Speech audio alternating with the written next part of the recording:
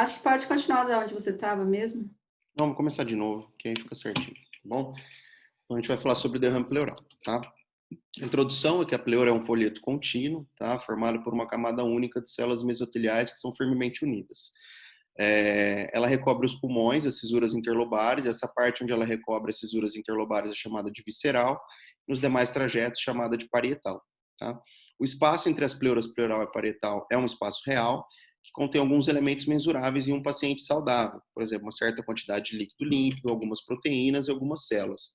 Então, esse líquido, essas proteínas, essas células, ocorrem em todas as pessoas, tá? Em mim, em vocês, isso é uma coisa fisiológica. Quando esse líquido ele deixa de ser fisiológico e ele se acumula de maneira indevida na cavidade pleural, que é o espaço entre a pleura visceral e a pleura parietal, é chamado de derrame pleural, tá? Então, derrame pleural é o acúmulo de líquido na cavidade pleural. A formação do derrame, ela envolve um ou mais mecanismos capazes de aumentar a entrada ou de diminuir a saída desse líquido no espaço pleural, tá? Os mecanismos capazes de aumentar o fluxo de líquido no espaço pleural são 4. Tá? É o aumento da pressão hidrostática na microcirculação sistêmica, a diminuição da pressão oncótica plasmática, o aumento da permeabilidade capilar pleural e a diminuição da pressão no espaço pleural. Então, basicamente, o derrame pleural ele ocorre devido a um desequilíbrio nas pressões, seja hidrostática, seja oncótica, e com também um desequilíbrio na permeabilidade do capilar pleural. Tudo isso acontecendo em conjunto, seja por uma doença sistêmica já existente, ou por uma infecção aguda, ou por alguma outra doença que o paciente tenha, ocorre esse desequilíbrio e ocorre a formação do derrame pleural. Tá? E também tem a dificuldade de saída do líquido do espaço pleural. Os fatores que dificultam a saída desse líquido do espaço pleural estão basicamente relacionados à redução da função dos vasos linfáticos pleurais.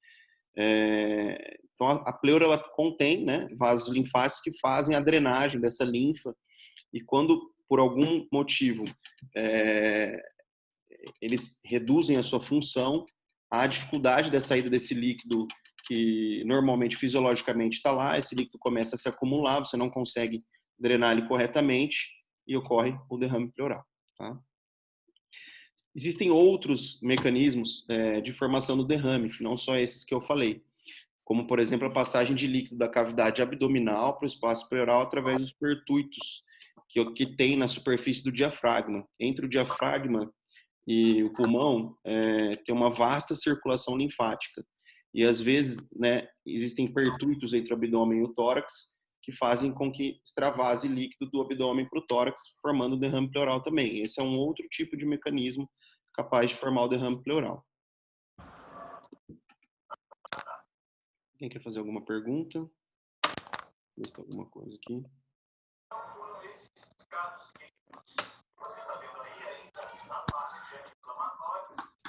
Põe mudo no microfone aí, pessoal. Tá tendo uma outra aula aí. Bom, quadro clínico do derrame pleural, né? O quadro clínico do paciente com derrame pleural, ele é composto basicamente por dor torácica do tipo ventilatório dependente, dispneia, tá? Que é falta de ar, e tosse seca. Basicamente esses 3 sintomas que o paciente vai ter, tá? Dor torácica do tipo ventilatório dependente, dispneia e tosse seca. A dor muitas vezes ela vem porque a pleura, com o contato com o líquido, ela começa a ficar inflamada, né? O que dói não é o pulmão, é a pleura. Então, o paciente tem a dor torácica do tipo ventilatório dependente, porque conforme ele respira, a pleura se mexe e aí vem a dor. A dispneia muitas vezes vem associada à dor, tá? Quando o derrame é pequeno ou moderado, e também quando o derrame é muito grande, o paciente começa a ter dispneia por não ter para onde expandir o pulmão, tá? E a tosse também é por essa inflamação da pleura que acaba refletindo num reflexo de tosse, tá? O exame físico do paciente com derrame pleural. É um exame físico bem rico, onde você pode encontrar várias coisas, tá? Redução ou abolição do frêmito tóraco-vocal, tá? E do murmúrio vesicular e maciçez da percussão. Assimetria do tórax, né? Então, você fazendo a inspeção torácica do paciente, você vê que o tórax está assimétrico. Isso ocorre principalmente em derrames grandes. Redução da expansibilidade do hemitórax comprometido. Você pede para ele inspirar, você vê que não expande como o outro hemitórax. Abaulamentos intercostais expiratórios. O paciente faz movimento de expiração e você vê que forma um abaulamento no espaço intercostal. Sopro respiratório e ausculta da voz anasalada, tá? Que é chamado de egofonia. Às vezes você pode encontrar estertores crepitantes em paciente onde o derrame pleural é secundário a uma pneumonia, né? Que é o chamado derrame parapneumônico. Você também pode encontrar isso no exame físico, tá? Então, um exame físico bem rico. O quadro clínico mais o exame físico dos demais sistemas do paciente também podem revelar sinais e sintomas próprios da enfermidade que está determinando o derrame. Por exemplo, um paciente com insuficiência cardíaca, você além desse exame físico, dessa clínica, que ele vai ter dor torácica, ventilatório dependente, tosse seca, dispneia, todo esse exame físico rico, às vezes, né, massa 6 a percussão, você vai ver que ele tem edema de membros inferiores, hepatomegalia, presença da terceira bulha na ausculta cardíaca, turgência jugular, e aí você vai conseguir associar que esse derrame é um derrame secundário à insuficiência cardíaca, tá? Então, o quadro clínico mais o exame físico dos demais sistemas, eles podem te ajudar a revelar a etiologia do derrame pleural, que é o que a gente sempre vai tentar descobrir no derrame pleural. Qual é a etiologia dele? Diagnóstico, tá? Então, uma vez que o diagnóstico do derrame pleural seja suspeitado, a partir das informações clínicas, torna-se necessário você fazer uma radiografia de tórax nas incidências PA e perfil. A radiografia vai te ajudar a confirmar a presença do derrame, se tem um derrame mesmo, e qual é a extensão desse derrame, tá? Se ele é um derrame pequeno, se ele é um derrame moderado, se ele é um derrame grande. Às vezes, quando os derrames são muito pequenos, a radiografia de tórax não consegue, ela não tem uma sensibilidade suficiente para captar esse derrame pleural. Geralmente, o que fala em livros é que derrames menores que 200 ml, eles não conseguem ser vistos numa radiografia de tórax, tá? Então, você pode fazer uma radiografia em decúbito lateral, tá? Com raios horizontais, que é chamada radiografia em Laurel, e ela auxilia a evidenciar esse líquido livre na cavidade pleural, tá? O paciente vai deitar em decúbito lateral e, pela própria gravidade, esse líquido tende a escorrer e você consegue evidenciar esse líquido. Aqui eu coloquei 2 fotos de pacientes com derrame pleural, tá? Na primeira foto aqui, uma imagem mostrando uma pacificação grande, tá? Esse é um derrame pleural moderado, tá? Pegando 2/3 do hemitórax esquerdo. E você pode ver essa parábola de Demoseau, tá? Que é essa curvatura aqui que tem ao final do derrame pleural, que é onde mostra que teve a obliteração do seio costofrênico, tá? Você pode ver também nessa outra seta que está mostrando que a ponta do coração ela está desviada para o lado contralateral, para o hemitórax direito, onde normalmente essa ponta estaria no hemitórax esquerdo. Porque o derrame, como ele é líquido, ele desloca o mediastino para o lado contralateral. Então, o mediastino tende a ir para o outro lado. Quando o paciente tem uma atelectasia, ela desloca o mediastino para o mesmo lado da onde está a atelectasia. Tá? No caso do derrame, é para o lado contralateral, porque é líquido. Ele está empurrando aquilo para o outro lado. E aqui na segunda radiografia, é uma radiografia em Laurel, tá? Com o paciente em decúbito lateral. Vocês podem ver que forma uma faixa laminar aqui, tá? Mostrando esse derrame escorrido. Provavelmente era um derrame pequeno, era um caso duvidoso, fizeram essa radiografia em Laurel para ver se tinha derrame mesmo, se esse derrame escorria, tá bom? E aí, o que às vezes cai em prova, que a gente até discutiu na semana passada, quando que essa faixa laminar seria puncionável ou não. Né? Vocês vão ver mais para frente que a gente vai puncionar o derrame pleural, mas quando seria puncionável ou não? Quando essa faixa laminar tiver pelo menos 10 milímetros, tá? De 10 a 30 milímetros, mas pelo menos 10 milímetros, certo? Então, na busca da etiologia, a partir que a gente diagnostica clínica e radiologicamente o derrame pleural, a gente tem que seguir alguns passos aí para descobrir qual a etiologia do derrame pleural. Essa é a parte mais importante sempre, tá? Então, a gente vai fazer a punção, né, do espaço pleural, que é a chamada toracocentese, retirar uma amostra do líquido e nele a gente vai dosar algumas substâncias, tá? Proteínas, o DHL, e isso vai nos ajudar a permitir classificar o derrames em duas grandes categorias, os exudatos e os transsudatos. Toracocentese é um procedimento simples, tá?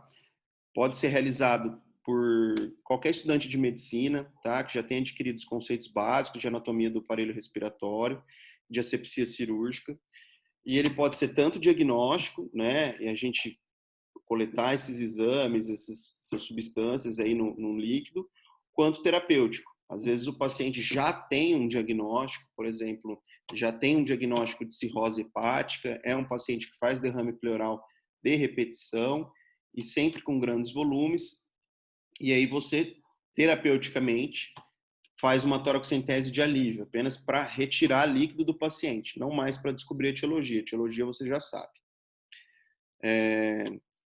Então, aqui é uma foto, né, mostrando como o paciente deve ficar, né? Você vai colocar ele em posição sentada, com os braços sobre uma mesa, tá? Para você ter uma visualização total das costas do paciente. Você vai fazer asepsia naquela região. Antes de fazer asepsia, você vai auscultar o paciente, fazer inspeção, né, ver onde está o derrame pleural, e aí você vai fazer a asepsia e decidir onde você vai entrar com a agulha. Geralmente, né, você entra de 5 a 10 centímetros da coluna vertebral para o lado do hemitórax, onde vai ser puncionado. 2 espaços intercostais abaixo do nível superior da onde está o derrame pleural. Então, supondo que o derrame pleural chega até a 9ª costela, tá? Ou até a 8ª costela. Você vai entrar 2 espaços intercostais abaixo disso e você sempre vai entrar com a agulha na borda superior da costela inferior. Por que na borda superior da costela inferior? Porque na parte inferior da costela superior é onde passam os vasos e os nervos. Então tem mais risco de você, do paciente ter dor, tem mais risco de ter um sangramento, tem mais risco de ter complicações no procedimento que você vai fazer. Então você sempre vai entrar na borda superior da costela inferior, 2 espaços intercostais abaixo do limite superior do derrame pleural, de 5 a 10 centímetros da coluna vertebral. Certo? Lembra que eu tinha falado que a partir do momento que a gente puncionasse, a gente tinha que ver se o líquido, a gente ia tomar 2 caminhos, se ele era um exudato ou um transsudato. Então, o exudato, para saber se é um exudato ou não, hoje em dia o mais usado é os critérios de Light, tá? Os critérios de Light se baseiam em três relaçõezinhas, tá? Se tiver uma dessas relações apenas, você já considera aquilo um transsudato, tá? Se não tiver nenhuma delas, se tiver uma relação apenas, você considera um exudato. Se não tiver nenhuma, aquilo é um transsudato, tá? Então, é a relação pleural sérica de proteína maior que meio. O que isso significa? Antes de você fazer a toracocentese, você vai coletar exame de sangue do paciente. Você vai pedir para coletar as proteínas totais do paciente mais a albumina, tá? E aí você vai fazer a relação entre as proteínas totais do líquido pleural mais a albumina e a relação com a relação sérica das proteínas totais mais a albumina. Se isso der maior que meio, é um transsudato, tá? A mesma coisa você vai fazer com o DHL, só que o DHL é maior que 0,6. Se der maior que 0,6, é um exudato. E você vai fazer também a relação do DHL pleural, se ele for maior que 2/3 do valor de referência sérico, e isso serve como valor de referência sérico do laboratório onde você coletou aquele exame, tá? Isso também é um exudato. Se nenhum desses acontecer, aquilo é um transsudato, tá? Então, eu coloquei aqui, ó, se o líquido não preencher nenhum dos critérios de Light, ele é considerado um transsudato. o que você vai solicitar quando você fizer a toracocentese do paciente? Mesmo você vendo se é um exudato ou um transudato, você tem que solicitar a bioquímica do líquido pleural, tá? E a bioquímica envolve uma série de exames que você vai pedir no líquido pleural, por exemplo, a glicose. A glicose é uma medida informativa, tá? Então, valores abaixo de 40 podem ocorrer na presença de empiema pleural, que é pus na cavidade pleural, de artrite reumatoide, na tuberculose pleural e nos derrames neoplásicos. Então, você pediu a bioquímica, você viu que tinha uma glicose abaixo de 40, você fala, opa, isso te leva a algumas etiologias, tá? Você pode pedir também os triglicérides, tá? Ele é solicitado quando o líquido pleural é turvo, espesso e esbranquiçado, com aspecto semelhante ao leite. Quando a gente vê isso, a gente pensa sempre em quilotórax, tá? Porque esse líquido é chamado de líquido quiloso. E aí a gente vai pedir triglicérides no líquido pleural também. Quando os valores estão acima de 110, caracterizam de fato o quilotórax, tá? O derrame pleural quiloso, ele costuma ser encontrado principalmente nas roturas traumáticas do ducto torácico. Quando que ocorre geralmente isso? O paciente faz uma cirurgia cardíaca. É uma cirurgia, né, extensa, longa, cheia de né, incisões para todo lado. Enfim, ocorre traumatismo em toda a região torácica. E muitas vezes eles lesam o ducto torácico, tá? Então, às vezes o paciente faz uma cirurgia cardíaca, logo depois ele aparece com um derrame pleural. Você vai lá e punciona esse derrame, ele vem quiloso. E aí você já fala, isso é um quilotórax, certeza que teve rotura traumática do ducto torácico. Algumas outras etiologias também são causas de quilotórax, por exemplo, neoplasias, que ocupam grande espaço no tórax, ele lesa o ducto torácico. Às vezes o paciente já nasce com o ducto torácico com uma formação, tem derrame pleural quiloso de repetição, tá? Às vezes trauma, acidente de carro, lesa o ducto torácico, faz um derrame pleural quiloso, tá bom? Então, principalmente nas roturas traumáticas do ducto torácico. A amilase também pode ser solicitada na bioquímica. Sempre que houver a suspeita de um derrame pleural causado por pancreatite, você vai solicitar a amilase. Os níveis dela acima de 150 geralmente remetem a um quadro de pancreatite, tá? Outra causa importante de hiperamilasemia no líquido pleural é a rotura esofágica. Eu nunca vi, estava até conversando com o Dr. Renato, um paciente com rotura esofágica ele ter derrame pleural e também cursar com hiperamilasemia no líquido pleural, tá? Mas é uma questão importante em prova. Eles sempre perguntam, né? Tem lá, fez a toracocentese, veio com uma amilase de 300, 350 no líquido pleural, e eles te dão quais as causas, né? Você tem que colocar lá, rotura de esôfago. Quase nunca eles colocam pancreatite. Pancreatite geralmente é em níveis mais baixos, acima de 150. Geralmente eles colocam níveis altos e a resposta é rotura esofágica, tá? O ADA também faz parte da bioquímica. Peraí que tem uma pergunta aqui. Deixa eu responder.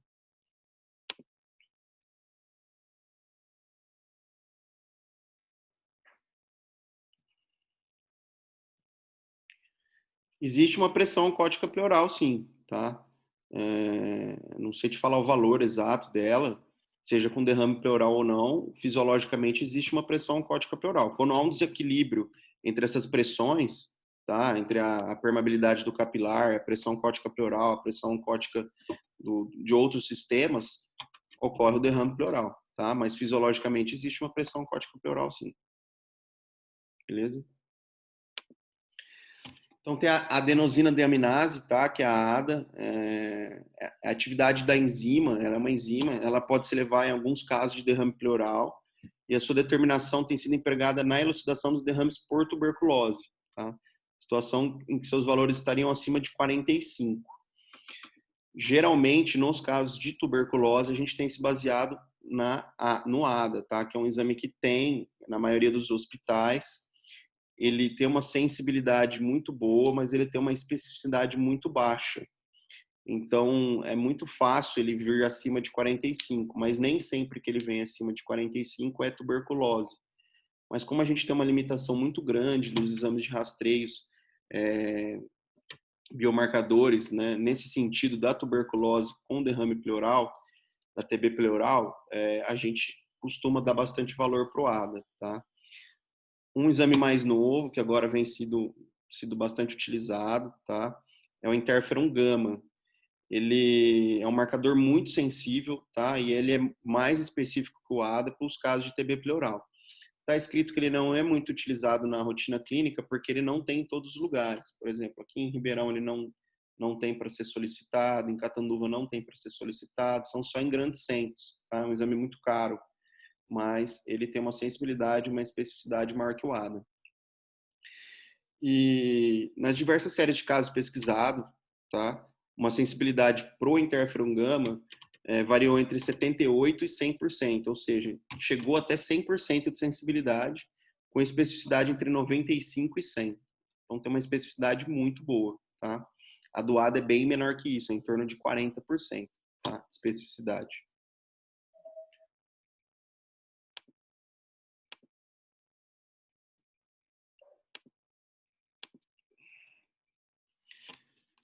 O pH também é muito importante, tá? Nessa busca da etiologia aí. Então, o pH do líquido pleural adicionado a outras informações auxilia você a reforçar alguma hipótese diagnóstica, por exemplo.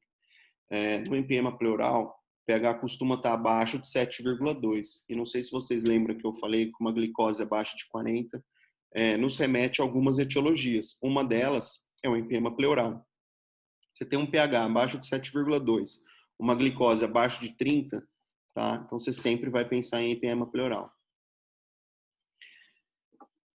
Ainda na busca da etiologia, né? A gente tinha falado da bioquímica, agora a gente vai falar da citologia. Citologia é a análise celular, tá? Como que a gente vai interpretar isso? Então a gente vai pedir, além da bioquímica, a citologia do líquido pleural. Então a gente vai ver, basicamente, neutrófilos e linfócitos. Os neutrófilos, eles têm um aumento predominante, tá, no líquido pleural, e esse aumento costuma ocorrer quando a etiologia é infecciosa ou inflamatória, tá? Como nos derrames parapneumônicos, nos empemas pleurais, nas 2 primeiras semanas da evolução da tuberculose e em fases iniciais do derrame pleural na artrite reumatoide. Então, lembrar que os neutrófilos, eles estão sempre associados à etiologia infecciosa ou inflamatória, tá? Os linfócitos. A linfocitose no líquido pleural é caracterizada pela presença de pelo menos 65% de linfócitos. Quando vocês verem a citologia de um líquido, vai estar lá, neutrófilos, 60%, linfócitos, 40%. Sempre vai ser 100%, vai dividir entre os dois, tá? Quando você considera que o paciente tem uma linfocitose mesmo, é quando tem pelo menos 65% de linfócitos, tá?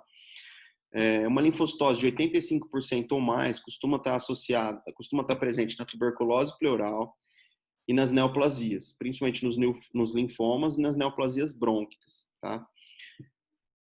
Por que eu falei? Os neutrófilos estão associados à inflamação ou infecção. A tuberculose não é uma infecção? Mas é uma infecção insidiosa, tá? De evolução lenta.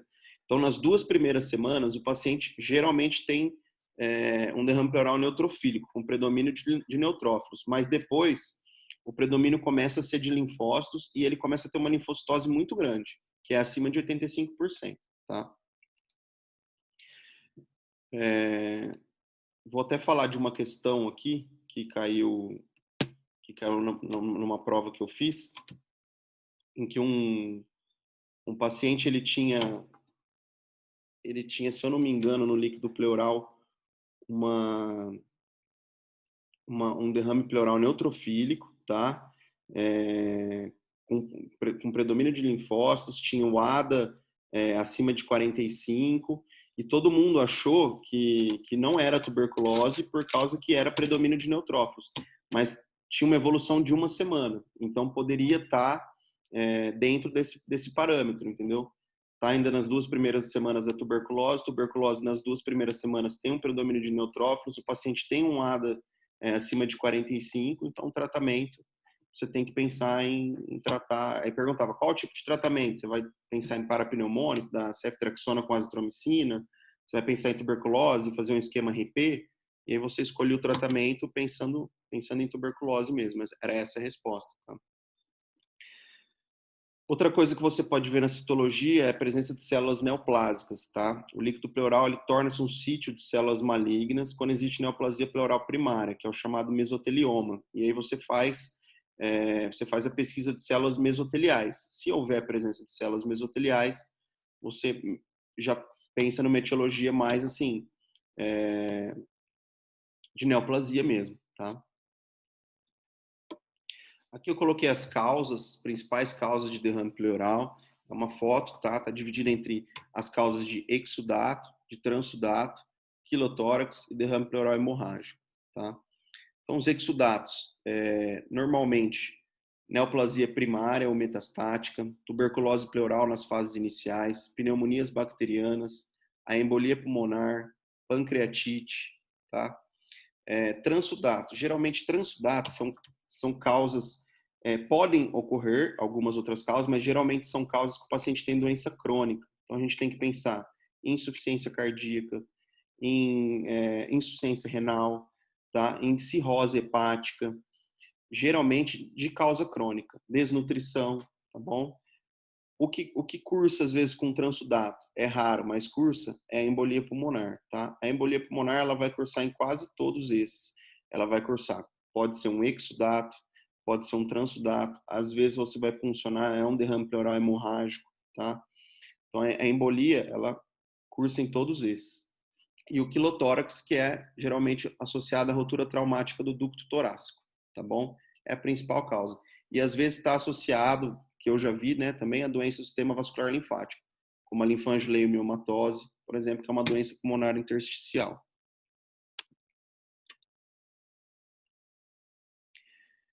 Dentre as causas, eu coloquei as principais aqui para a gente dar uma abordada nas principais, o que você vai encontrar no líquido pleural de cada uma delas, tá? Então, no derrame pleural neoplásico, tá? Determinado principalmente por metástases pleurais, tá? E menos frequentemente por neoplasia primária. Geralmente, o que ocorre é uma metástase e raramente ocorre a neoplasia primária, tá? Mas as células mesoteliais do mesotelioma, que é a neoplasia primária, que é o que a gente vai pesquisar, elas geralmente aparecem na neoplasia primária, tá? Então, é rara, destacando-se o mesotelioma, geralmente um exudato seroso, ou às vezes é hemorrágico, tá? Quando é hemorrágico, é francamente hemorrágico. Ele pode ser bastante volumoso, às vezes até maciço, ocupando todo o hemitórax, e ele se refaz com relativa facilidade após a punção. Por quê? O câncer continua ali. E aí, você faz aquela drenagem, ele se refaz imediatamente, tá? Células ou outro indício de neoplasias podem ser encontrados no líquido ou em fragmentos pleurais.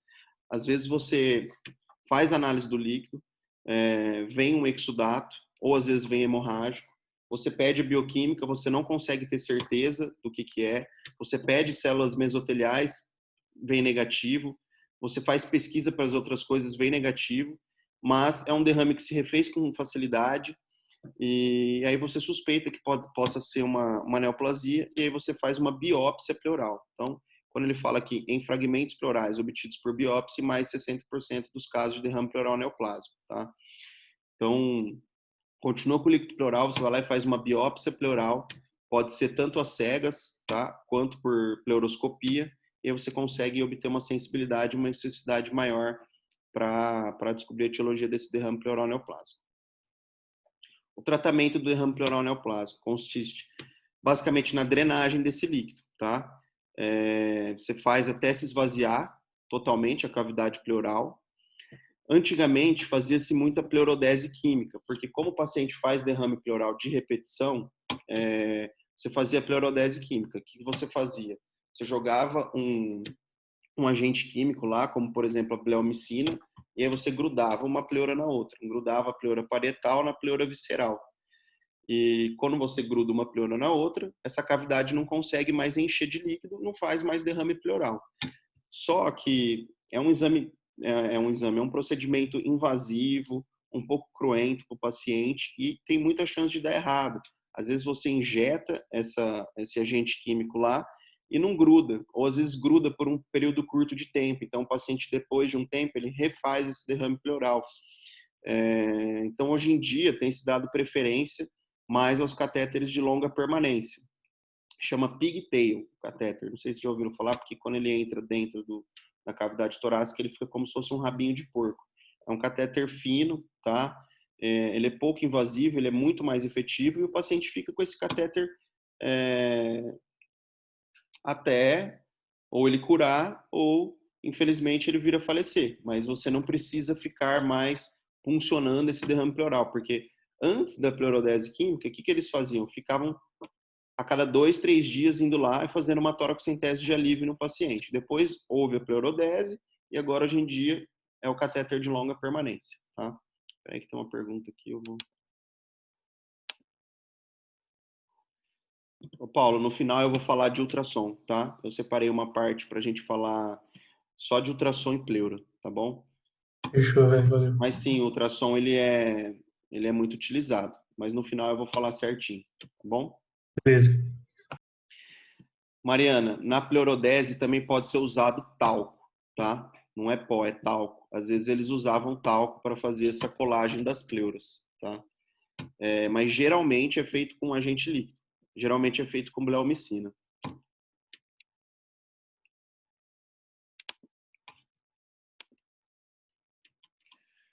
Bom, derrame pleural tuberculoso, tá? Geralmente é um exudato seroso, também é exudato, tá? Amarelo citrino. Nunca, pode ser hemorrágico, mas nunca francamente hemorrágico, como na neoplasia, tá? Tem sempre níveis proteicos muito altos e a linfocitose maior que 85%. E ele é unilateral na maioria das vezes, nunca ele é bilateral, tá? A gente pode solicitar o BAR no líquido, que é a baciloscopia, mas ela é positiva somente em 5% dos casos, tá? A cultura do líquido também pode ser solicitada, você envia aquele líquido para a cultura, e isso aumenta a sensibilidade para 70%, tá bom? Se você fizer uma biópsia de pleura também, geralmente a biópsia de pleura, que foi aquele procedimento que eu citei, ele é feito quando você suspeita de tuberculose ou de neoplasia. Então você vai lá, faz a punção, você tem um derrame pleural com predomínio de linfócitos, com glicose consumida abaixo de 40, você vai pensar, putz, é um exudato, glicose consumida abaixo de 40, predomínio de linfócitos, está com cara de neoplasia ou tuberculose. E aí você vai lá e faz a biópsia de pleura, tá? Então, o exame histológico e a cultura da biópsia pleural elevam a sensibilidade para 90%. O derrame ele pode ocorrer isoladamente, não ter mais nada no parênquima pulmonar, ou você também tem a tuberculose pulmonar. Você vê que no parênquima pulmonar tem, por exemplo, uma caverna. Tá? Peraí que tem mais 12 perguntas aqui agora, eu vou dar uma lida.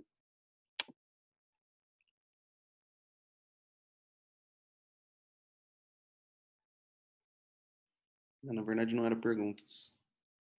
O pessoal mandando os números.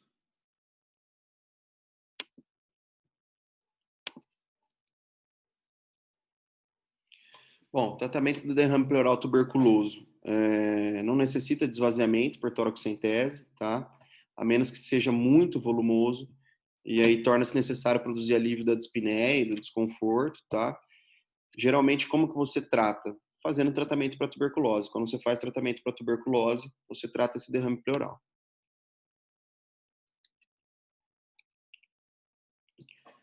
Derrame pleural parapneumônico, tá? É um achado frequente, tá? Muitas vezes se resolve exclusivamente com o tratamento feito para pneumonia, quando esse tratamento é eficaz. Por essa razão, quando ele é inicialmente de um pequeno volume, não é obrigatório fazer a punção e retirada do líquido para o exame. Você tem uma pneumonia, tem um derrame pleural, esse derrame pleural tem pouco volume, tá? Você não precisa fazer a toracocentese, você inicia o tratamento do paciente e aí, geralmente, esse derrame tende a se resolver. Ele é geralmente um exudato seroso, nesses casos, contendo poucos neutrófilos, pH glicose normal e não tem bactéria. Só que quando inicialmente já um derrame pleural moderado, ou se o volume cresce na vigência do tratamento, então ele era um derrame pequeno. Eu comecei o tratamento, ele se tornou um derrame que aumentou, tá? Ou desde o começo já era um derrame que te chamava atenção, torna-se obrigatória a punção e o exame do líquido, tá? Então, depois dessa fase inicial, em um derrame que cresceu na vigência, ou um derrame que já era grande, o que acontece? Segue-se uma fase fibrino-purulenta, que ocorre a passagem de bactérias pelo espaço pleural, com aumento dos neutrófilos e da fibrina. Pode ocorrer a loculação do derrame. O derrame loculado é um derrame que não é livre na cavidade, ele fica em lóculos, preso, tá? E aí ocorre a diminuição do pH e a diminuição da glicose. Geralmente a gente vai encontrar uma glicose menor que 40 e um pH menor que 7,2, tá? O empiema pleural. O empiema pleural, também conhecido como piotórax, tá? Ele corresponde ao acúmulo de pus na cavidade pleural, independente dos achados laboratoriais.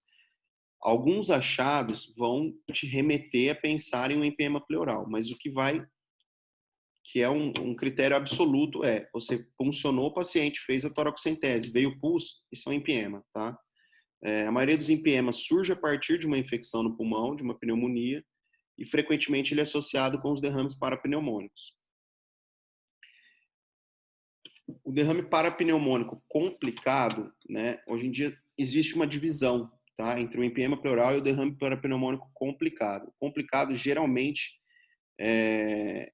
às vezes você punciona e ele vem com os critérios, por exemplo, glicose menor que 40, pH menor que 7,2, mas não veio pus, tá? Então, às vezes, e ele é um derrame moderado, você chama esse derrame pleural parapneumônico de derrame parapneumônico complicado, mas não de um empiema pleural. Mas geralmente ele é tratado realizando-se a drenagem pleural em selo d'água, tá? Com exceção dos casos em que ele é muito pequeno. Quando ele é muito pequeno, às vezes ele consegue ser tratado só com antibiótico terapia. Já o empiema, ele sempre deve ser tratado realizando-se a drenagem pleural em selo d'água, tá? Porque imagina uma cavidade onde tem pus, você não vai conseguir chegar lá só com antibiótico. Então você tem que colocar um dreno, colocar esse dreno em selo d'água e tirar esse pus através de um dreno de tórax, tá?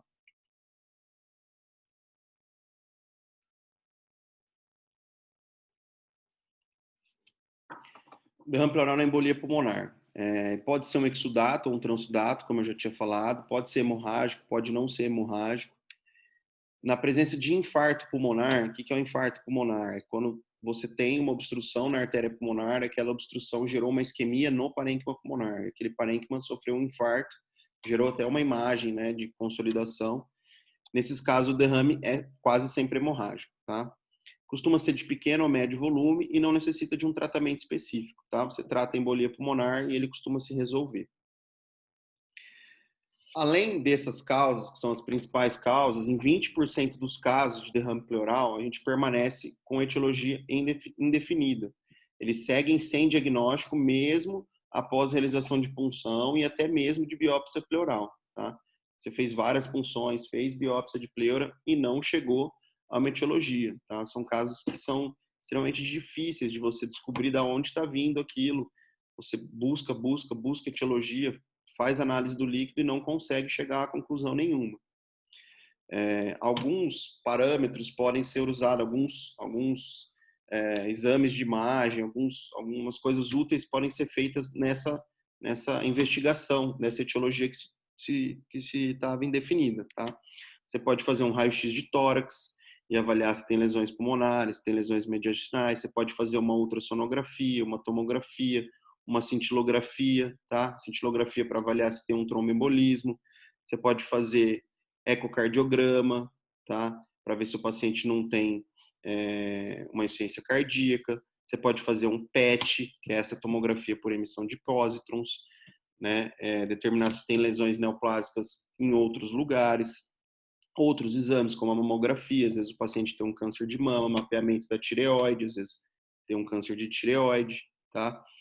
Você pode tentar repetir a biópsia pleural, você pode tentar aumentar o leque do seu exame na parte da biópsia pleural. Às vezes você fez uma biópsia pleural cega, você pode tentar fazer ela guiada por vídeo, que é a pleuroscopia, aumentar o número de fragmentos que você tinha coletado. Você pode tentar fazer uma toracoscopia, uma broncoscopia, se às vezes você viu uma lesão no raio-x, e aí você vai lá e faz a biópsia, tá?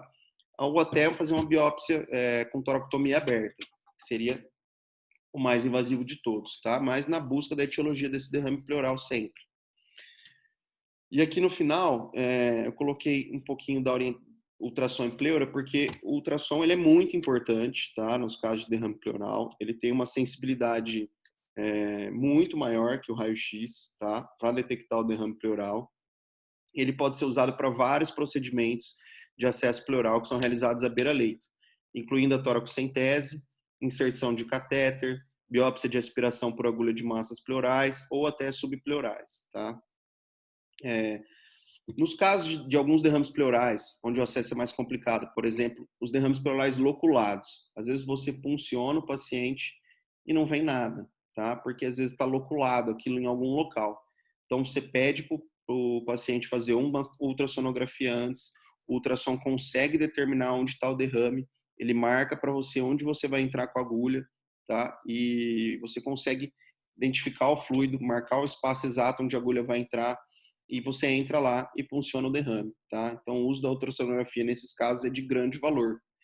Não só nesses casos. Às vezes você está numa terapia intensiva, você faz um ultrassom ali, você consegue detectar um derrame pleural. Ele é um derrame pleural pequeno, mas você consegue ver exatamente onde ele está e você já punciona ali na hora, tá? Então, o ultrassom ele é muito usado. O que fala é que, nos casos ambulatoriais, principalmente, acaba aumentando o custo, tá? Porque você tem que fazer um ultrassom, você pede para ir no serviço de radiologia, às vezes está dentro do mesmo hospital, mas ele tem que ir até o serviço de radiologia, fazer uma ultrassonografia, então é mais um exame gerado, e demora, né? Às vezes você não consegue fazer esse ultrassom no dia, às vezes fica para outro dia, no outro dia ele demarca tudo, então às vezes vai de um dia para o outro, às vezes demora 2 dias, 3 dias, você fica à mercê do serviço de radiologia nesses casos, tá? Quando você tem ultrassom à beira-leito, você não fica à mercê, mas aí é o que a gente já falou na outra aula também para os casos de pneumonia, né? Precisa ter habilidade, você precisa ter a ultrassonografia disponível à beira-leito, precisa ter tudo isso aí, tá? Então aqui eu já falei, né, que ele apresenta uma sensibilidade maior que a radiografia nos casos de derrame, sendo muito utilizado em ambiente de terapia intensiva. Isso é importante, você diminui muito o risco de realização, né, de complicações, como pneumotórax. Né? Às vezes em paciente grave, paciente com ventilação mecânica, você quer puncionar ele, a chance de fazer pneumotórax é muito grande. Né? Esse paciente está sendo ventilado. E aí com o auxílio do ultrassom você consegue demarcar exatamente, você consegue ver a pleura, consegue ver tudo, para você não correr o risco de fazer um pneumotórax, tá? Então, ele tem grande valor nesses casos também. E como conclusão, né, mesmo com a utilização de inúmeros recursos disponíveis para o diagnóstico, uma considerável porcentagem dos derrames pleurais podem e permanecem na prática clínica sem diagnóstico, tá? O emprego criterioso dos recursos que eu falei, então todos os glicose, pH, amilase, ADA, interferon gama, tá? Tudo isso tem que ser usado, né, rotineiramente, tá? Na busca do diagnóstico, proporcionando o mínimo do tempo de internação e o menor sofrimento possível para o paciente, tá? E isso tudo vai te ajudar a resolver, né, a resolução do diagnóstico, tá bom? Acho que aqui acabou a aula. Deixa eu ver se tem alguma pergunta mesmo. Edgar, Oi. o ADA alto também pode ser o quê? Pode ser pneumonia, pode ser neoplasia, pode ser artrite reumatoide, tá? Qualquer inflamação sistêmica pode cursar com ADA alto.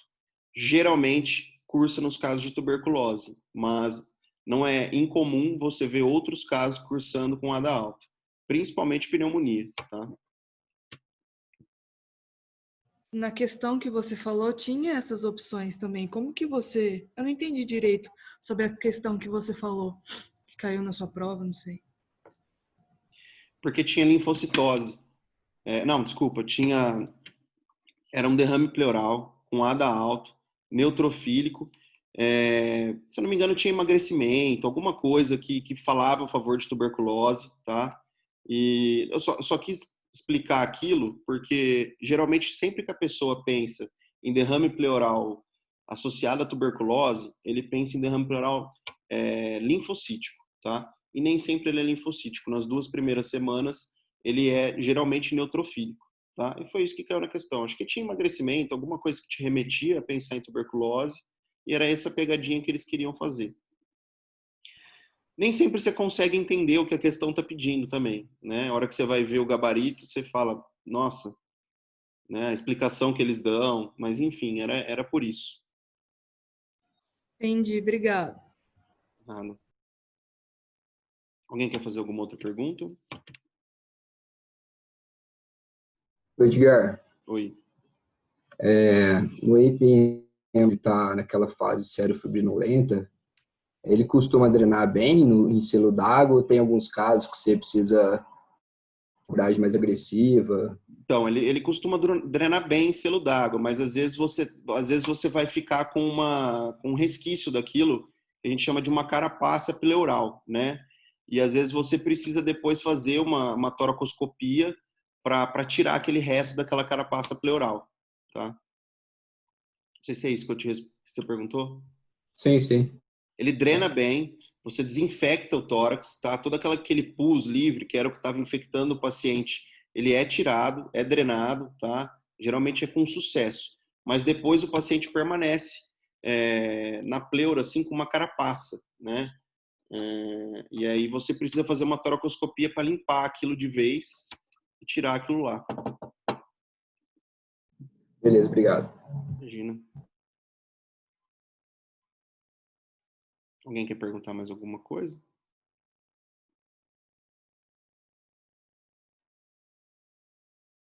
Bom, acho que é isso aí então, gente. Se vocês tiverem alguma dúvida, eu passei meu celular já para a Jade, vocês podem me mandar mensagem. Às vezes, né, falando na aula fica dúvida, às vezes por mensagem a gente consegue esclarecer alguma coisa, tá? Então, se tiver alguma dúvida, vocês me mandam mensagem que eu tô à disposição. Beleza? Acho que a aula ficou gravada. Agora eu ponho para parar de gravar aqui. Acho que é, né? Eu não sei, eu acho que sim. Não sei como que É, salva. agora pode parar. Quando Senão finalizar a também vai ficar reunião, gravando até amanhã. Beleza, então. vai salvar no seu computador. Aí eu vou enviar no Moodle depois a aula, tá bom? Valeu. Tá bom, Obrigada. obrigada, Edgar. Valeu, Edgar. Abraço. Tchau, obrigada.